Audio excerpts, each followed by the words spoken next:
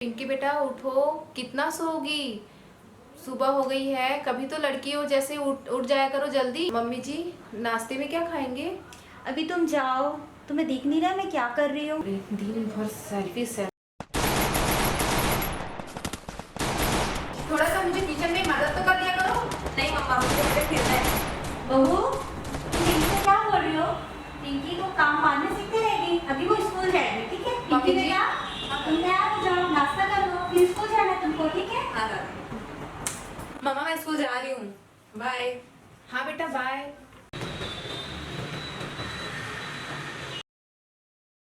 अरे पिंकी, तुम्हारे पीछे कुछ लगा है। कहाँ? यहाँ कुछ पीछे लगा है, देखो देखो देखो। अच्छा, मैं घर जा रही हूँ।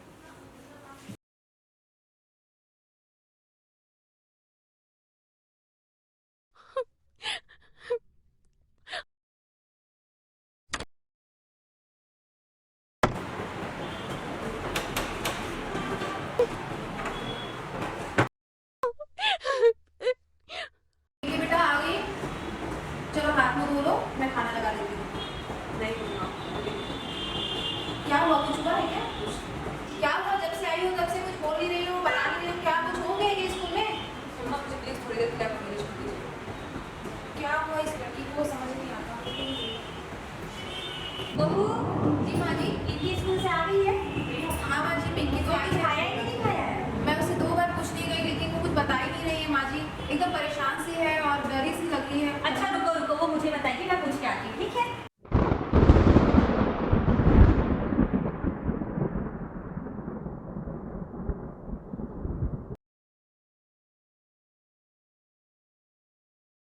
पिंकी बेटा, क्या हुआ है तुम्हें? कुछ नहीं दादी, मुझे भी किसी से बात नहीं करनी है। अरे बताओ, तुम लेटी हुई हो, कुछ खाई नहीं हो, स्कूल से आके लेटी छो, तुम कुछ बता नहीं रही हो। नहीं दादी, अभी मुझे बात नहीं करनी है। बहू, जी माँ जी। पिंकी की स्कूल में कुछ हुआ है क्या? तुमको बताई थी क्या? पूछी उनकी फ्रेंड्स लोगों से? पता नहीं माँ जी, मैं तो पूछी हूँ 2 बार पूछी लेकिन उसने कुछ नहीं बताया। ठीक है, उसके फ्रेंड्स आते हैं ना तो तुम पूछना कि स्कूल में तो कुछ हुआ नहीं है, क्योंकि बहुत सहमी सहमी सी डरी डरी सी लग रही है वो, ठीक है? माँ जी मैं पूछूंगी।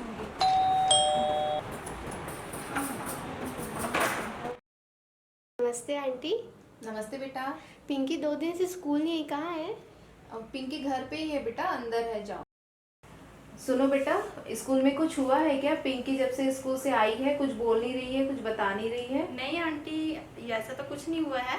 हम लोग पूछते हैं जाके उनसे। हाँ जरा पूछना दो। पिंकी स्कूल क्यों नहीं आ रही है 2 दिन से?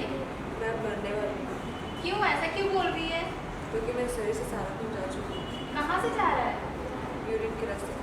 तो मुझे भी हर मंथ होता है। क्या पीरियड्स आए? पिंकी चलो चलो नीचे आओ। आज के बाद 3 दिन तुम किचन में नहीं जाओगी, पूजा रूम में नहीं जाओगी और बेड पे नहीं सोगी और स्कूल भी नहीं जाओगी। मम्मा, ये तो मेरा फेवरेट बेड है, मैं कहीं नहीं जाऊंगी। ये तुम क्या बोल रही हो? कौन से जनरेशन की बात कर रही हो? मैं अभी जिंदा हूँ, इसका फैसला मैं करूंगी। माँ जी, इसे तुम periods अपनी नहीं- एडवाइस अपने पास रखो। हमारी बेटी स्कूल जाएगी, इसी बेड पे सोएगी भी, हर चीज करेगी वो, ठीक है? माँ जी मैंने भी तुम इस ऐसे ही चीज किया के था। नहीं रोकोगी टोकोगी, इसका फैसला मैं करूंगी। अभी मैं जिंदा हूँ, तुम पुराने ख्याल की बात नहीं करोगी। पिंकी बेटा, तुमको क्या हुआ है? दादी, मेरे शरीर से सारा खून जा चुका है। हाँ तो इसमें घबराने वाली बात कोई नहीं है बेटा। तुमको आता है पीरियड्स? नहीं आती। बेटा तुमको आता है? आता नहीं आता है। देखो, इसको आता है, इसमें घबराने वाली बात कुछ नहीं है, ठीक है? ये लो बेटा पिंकी, ये कपड़ा यूज करो। बहू, तुम ये क्या दे रही हो उसे? तुम माँ जी- जानती भी हो ये क्या है? माँ जी, इससे हमने भी इन्फेक्शन ऐसे हो किया। सकता है उसे, ठीक है? तुम रुको, मैं लेके आ रही हूँ, ठीक है? पिंकी बेटा, तुम ये यूज करना, ठीक है? अब ये इससे एक है मेरे पास, तुम और मंगवा देना, ठीक है? इसके बारे में ना बेटा, मैं तुमको डॉक्टर मैम के पास लेके जाऊंगी, तुम सब बच्चे मेरे साथ चलना, ठीक है? नमस्ते मैम जी। नमस्ते, आई। नमस्ते मैम जी। मैम, उनकी कुछ सहेलियाँ आई है, उनको भी बुला लेके हम बेटा आइए।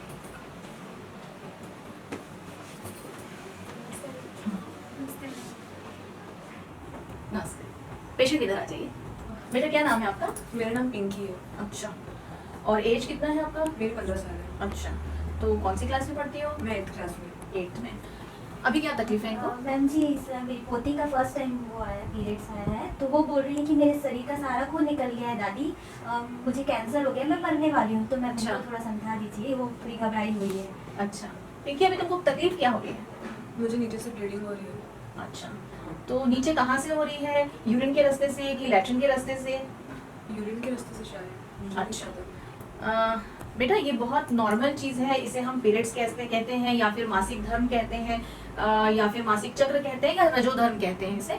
और ये जो है आपने जो दोनों नाम लिए, पेशाब का रास्ता और लैट्रिन का रास्ता, उसके बीच में एक और रास्ता होता है वेजाइना, योनि मार्ग। आपको पता है इसके बारे में? नहीं पता। अच्छा, तो अपने नीचे जो है ना 3 ओपनिंग्स रहती हैं शरीर की, ठीक है। सबसे आगे यूरिन का रास्ता यूरिथ्रा कहलाता है, उसके पीछे योनि मार्ग वेजाइना कहलाता है, उसके ऊपर यूट्रस रहता है, बच्चेदानी, ठीक है, और जो कि बहुत नीचे पेशाब की थैली के पीछे रहता है और अपने को हाथ से फील नहीं होता, और उसके पीछे लैट्रिन का रास्ता रहता है, ठीक है। आपको ब्लीडिंग जो है ना वो योनि मार्ग से हो रही है। मैटर करता है 11 साल से 15 साल तक की उम्र में मेंसेस आते हैं, तो इसे पीरियड्स कहते हैं, ठीक है, अपन अपनी भाषा में।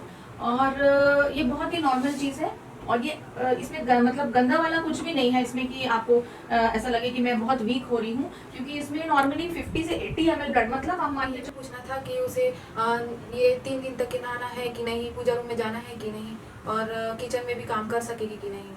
बिल्कुल कर सकेगी, ये एक एकदम नॉर्मल चीज़ है। जैसे हम भगवान जी को, अपन टॉयलेट से आते हैं तो डायरेक्टली भगवान जी को हाथ नहीं लगाते हैं, तो ये एक टोकन ऑफ रिस्पेक्ट है। जैसे अपने को नाक से खून आएगा तो क्या आप भगवान के कमरे में नहीं जाएंगे, या आप नाक से खून आएगा तो क्या आप किचन में नहीं जाएंगे? ऐसी कोई बात नहीं है। लेकिन ये पूर्वजों ने जो प्रथा बनाई हुई है कि आप कोई काम नहीं कर सकते, ऐसा नहीं है, काम आप सब कर सकते हैं, लेकिन ये टोकन ऑफ रिस्पेक्ट अपन पूजा रूम में या किचन में, जिसको अपन पवित्र मानते हैं, उसको अपन नहीं छूते, क्योंकि अपन बार बार नीचे अपना प्राइवेट पार्ट्स को हम छू रहे हैं इस दौरान मजबूरी में, तो उसको उधर मत छुओ।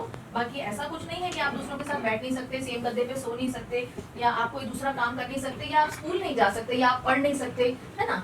मैडम जी मुझे ना और एक बात पूछनी थी कि हम कपड़ा तो दे सकते हैं ना यूज़ करने के लिए? देखिए आजकल बहुत सारे ऑप्शंस अवेलेबल हैं। हम इस पीरियड में नहाना बहुत ज़रूरी है। आपने पूछा नहाने के बारे में, तो नहाना बहुत ज़रूरी है। हल्के गुनगुने पानी से अगर नहाती हैं तो पेशेंट को बहुत रिलैक्स फील होएगा, और गर्म पानी की थैली पीठ में या पेट में रख सकती है तो बहुत उनको आराम मिलेगा।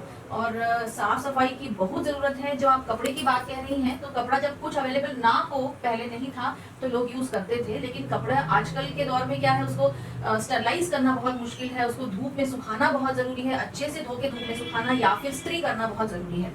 तो इतना सब कुछ अपन नहीं कर पाते हैं, और बेहतर है कि आजकल इतने ऑप्शंस अवेलेबल हैं, जैसे कि सैनिटरी पैड वैसे ना ऐसे मार्केट में अवेलेबल है सैनिटरी पैड्स, ऐसे लंबी सी इस तरीके से पैंटी लाइनर, बहुत पतली सी सैनिटरी पैड रहती है। तो अपने एनवायरनमेंट में पॉल्यूशन होता है, और कुछ बायोडिग्रेडेबल वाले आते हैं जो 2-3 महीनों में धीरे से डिग्रेड हो जाते हैं।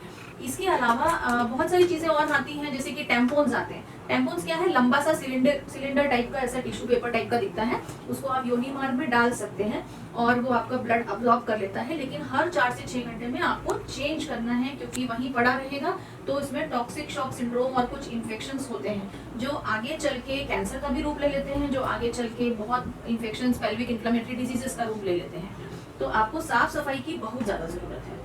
इसके अलावा बेटा मेंस्ट्रुअल कप्स भी आते हैं। तो मेंस्ट्रुअल कप जो है ना, ऐसे कप टाइप के रहते हैं, उसको भी आप योनि मार्ग से आपके साइज का अपन यूज कर सकते हैं।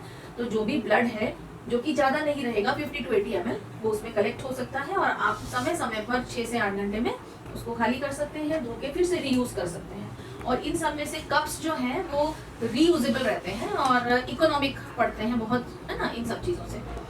तो वो कभी आपको जैसे मेंसेस में फर्स्ट सेकंड डे पेन हुआ तो आप एक दे सकते हैं।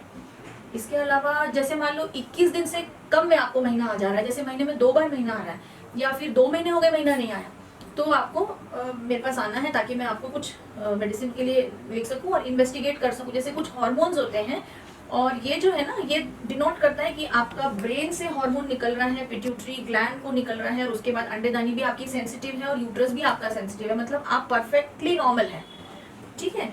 और जैसे आप सैनिटरी पैड चेंज करेंगी ना, तो एक चीज़ का ध्यान जरूर रखेंगी कि सैनिटरी पैड जो है वो अखबार में अच्छे से 2-3 लेयर्स में लपेटेंगी, और जब अपन डस्टबिन में डालेंगे तो डस्टबिन जो भी ओपन नहीं, क्लोज डस्टबिन हो उसमें डालेंगी, ताकि मक्खी मच्छर वहाँ गंदगी पैदा ना हो, स्मेल ना आए।